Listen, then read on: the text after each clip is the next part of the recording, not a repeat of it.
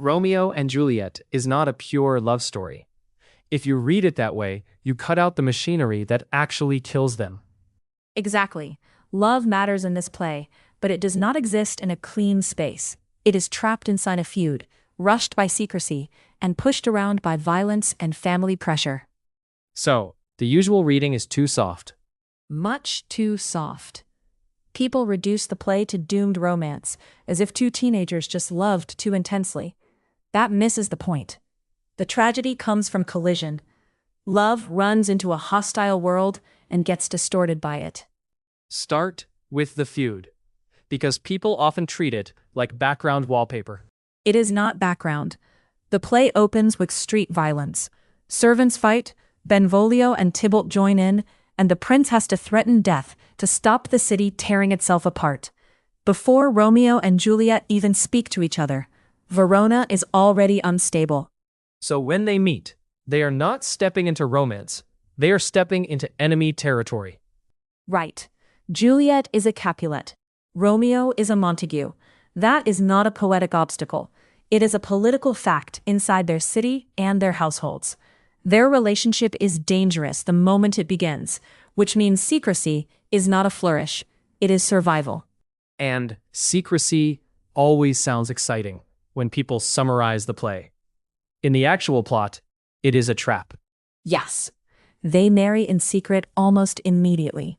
Friar Lawrence helps. The nurse helps. But secrecy does not solve the problem. It removes open negotiation and replaces it with risk. No one can plan properly because everything depends on hiding, guessing, and racing the clock. Give the clearest example of that. The marriage itself. Instead of building any stable path forward, it locks them into one fragile line of communication. Then, Tybalt kills Mercutio, Romeo kills Tybalt, and Romeo is banished. Now the secret marriage is not just hidden, it is stranded across city walls and family loyalty. That matters because violence does not interrupt the love story. Violence drives it. Exactly.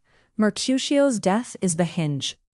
Before that, there is still some room for youthful speed and fantasy. After that, the play hardens. Romeo tries to avoid Tybalt because Tybalt is now his kinsman by marriage, but he cannot say that publicly. The secret strips him of a usable explanation. So he looks weak to Mercutio, insulting to Tybalt, and suspicious to everyone else. And that is what social pressure does in this play. Masculine honor, family loyalty, public reputation, obedience to parents, all of it squeezes the lover's choices. Romeo cannot openly justify his restraint. Juliet cannot openly refuse Paris without provoking a crisis at home. That crisis arrives fast.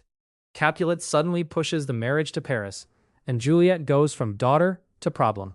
Yes, people like to talk about the lovers as if the adults simply fail to understand young love. Too vague. The adults exercise power badly. Capulet first seems flexible, then turns coercive. When Juliet refuses Paris, he threatens and humiliates her. Her mother withdraws. The nurse tells her to marry Paris anyway. And once she is isolated, the options get worse. Much worse. She goes to the friar because the normal channels are closed. That is crucial. The sleeping potion is not romantic fate drifting in from nowhere. It is a desperate tactic produced by family pressure, secrecy, and the absence of any safe public truth. Then comes the bad timing everyone remembers, but even that gets flattened into fate. Bad timing matters, but it is not mystical. It is logistical. A letter fails to reach Romeo. He hears a partial report. Because the relationship has been forced underground, one broken message is enough to collapse the whole structure. Secret systems are brittle. That also changes how we see Romeo's final act. It is not just grand passion. No, it is passion operating under false information. After banishment, after violence, after the city and both families have made ordinary life impossible. He buys poison because he sees no workable route back into the world. That is not pure romance. It is romance cornered by social reality. And Juliet follows in the tomb, but again, not in some dreamy vacuum. Right. She wakes in a vault full of consequences. Tybalt dead, Paris dead, Romeo dead, the plan ruined. Every institution that should have protected her has failed. Family, church, civic order, all broken or too late. Her final choice comes at the end of that chain. So if someone says the play is just about love, what are they missing? They are missing the pressure system.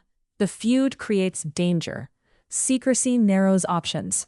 Violence escalates faster than anyone can control.